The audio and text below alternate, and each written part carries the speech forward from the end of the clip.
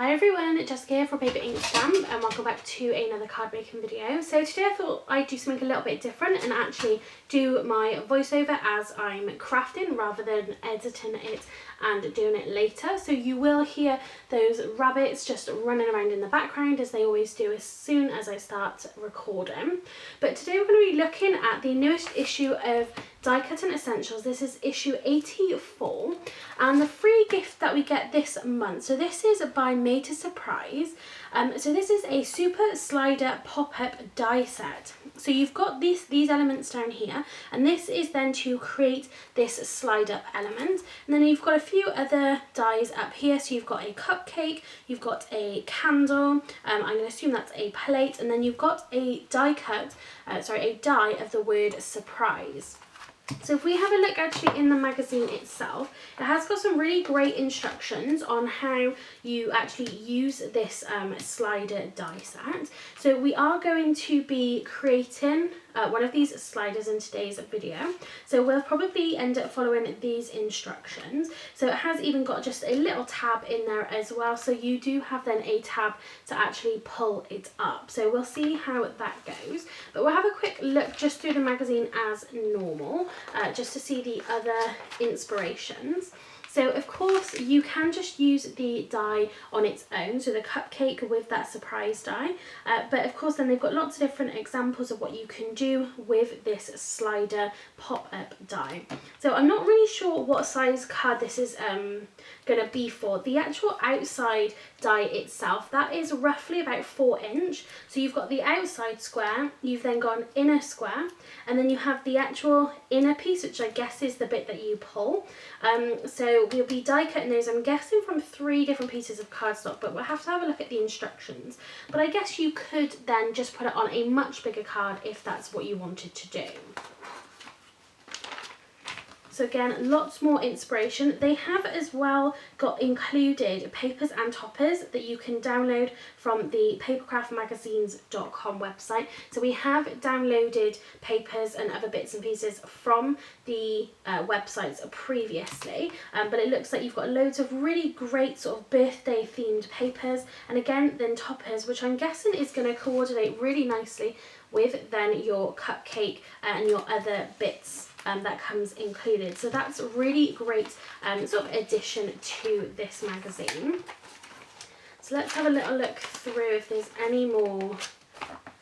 So again, you've got another section which is showing you again, so using this slider die on a bigger card. So that looks like a 5x7 card, but you've got spinners in here, you've got different kinds of concept cards. So again, doesn't matter what you want to create, you'll be able to use then this die set. So you've got here, this is a corner pop-up easel card, so just something really different.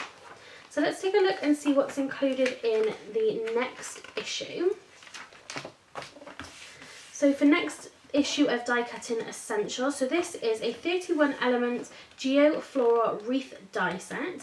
So you've got this really beautiful, it looks like a thin outline, which I am loving that, and you've got them here with the different flowers and dies that come included. So it says it's got over 30 dies, lots of little pieces that you can layer up to create some 3D elements, and then you have some stamps in here as well.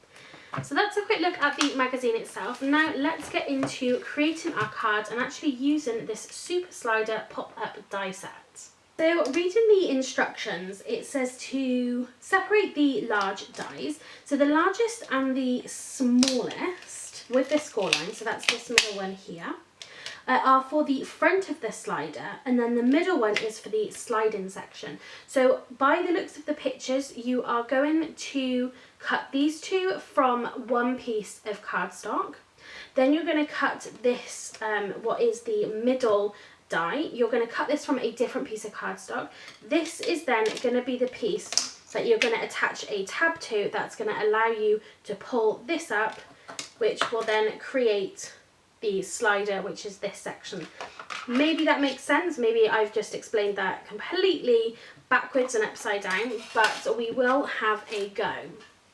So if you saw my recent haul video from Simon Says Stamp, you would have seen that I picked up this background stamp. This is called Spring Flower Background, and I think this is really beautiful. I wanted to create a background that was going to be quite subtle. I wasn't sure what I was going to put on top just for some decorative elements, but I knew I wanted to use this as a background.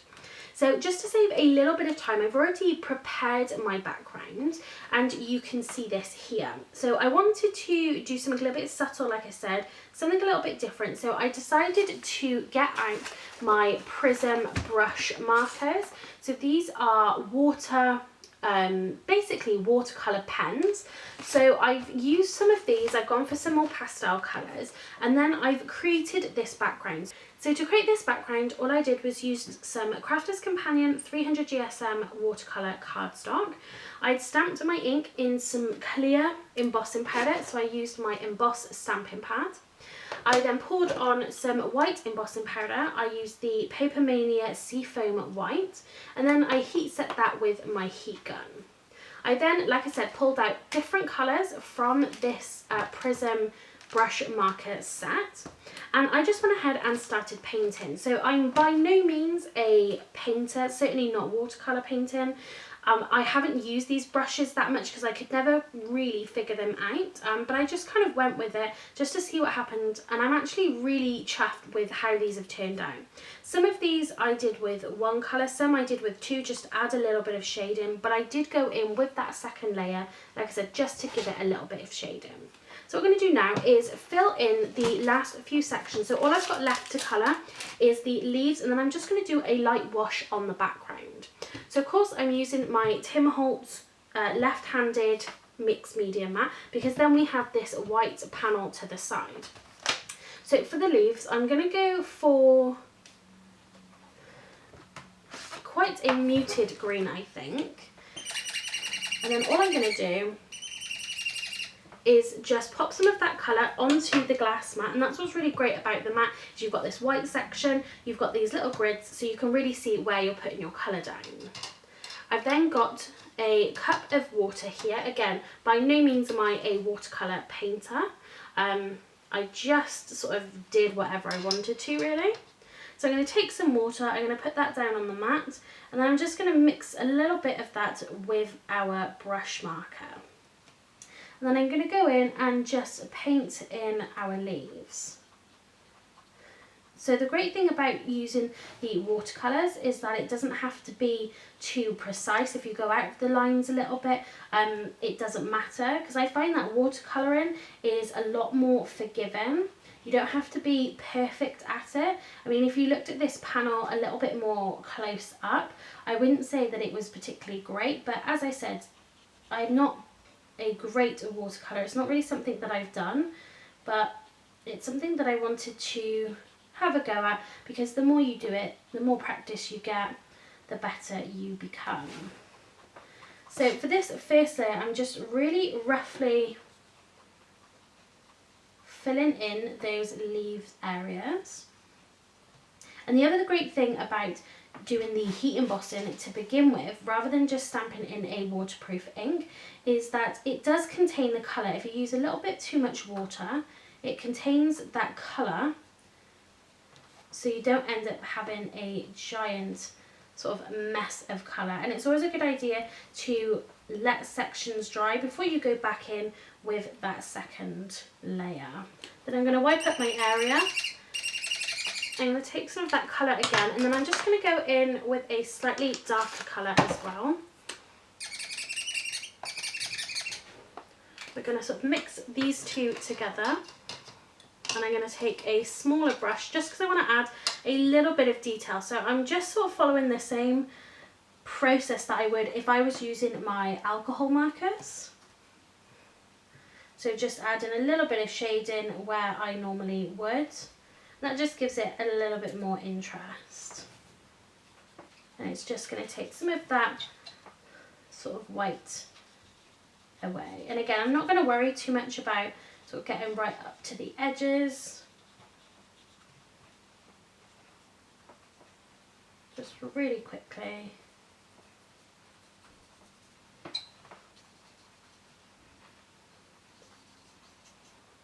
hopefully you'll be able to see that shimmer on there, and just have a little bit more of a close-up for that background. So a really beautiful stamp, and just doing something a little bit different. Like I said, I'm sort of more partial to using my alcohol markers than kind of doing any watercolouring, but I do really love how this has come out. And again, just adding that little bit of sparkle afterwards just gives it an extra little something.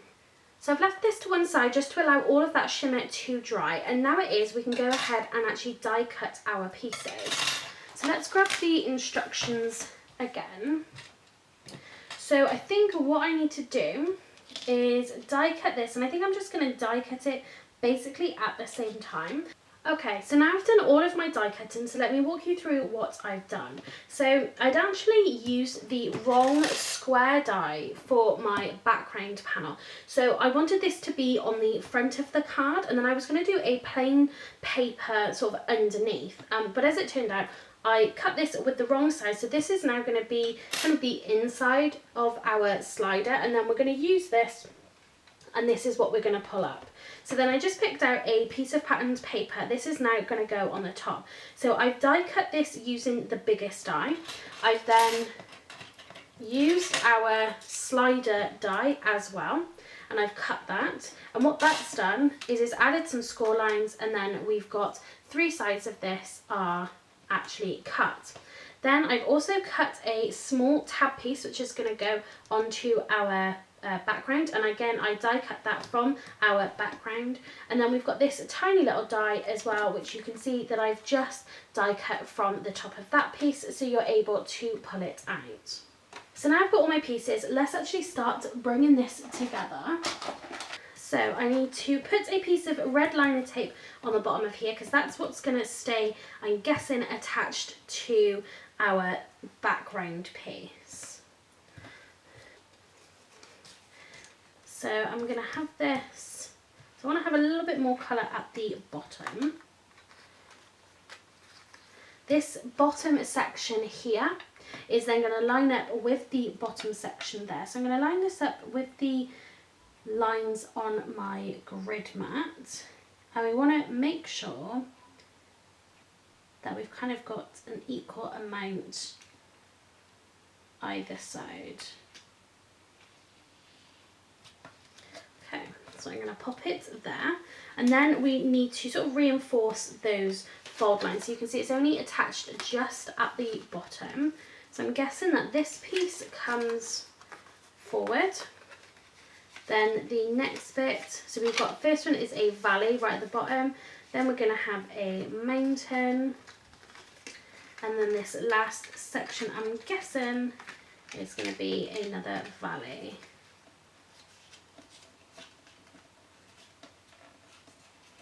Is going to be our sliding element, and then the fact that we've attached our background piece to our front piece means it's not actually going to go any further than that. Okay, and then what we need to do then is add some double-sided tape onto the sides and then the bottom piece as well. So I have that nice little bit of grey just popping out from the background. And then when I remove the red liner tape, I'm just going to fold it back on itself, just the section that's hanging over.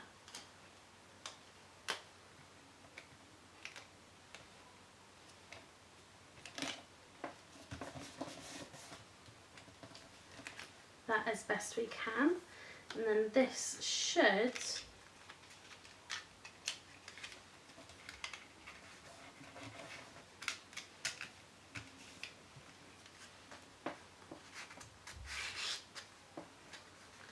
so it should pull it then to reveal what's inside. And then we have a surprise.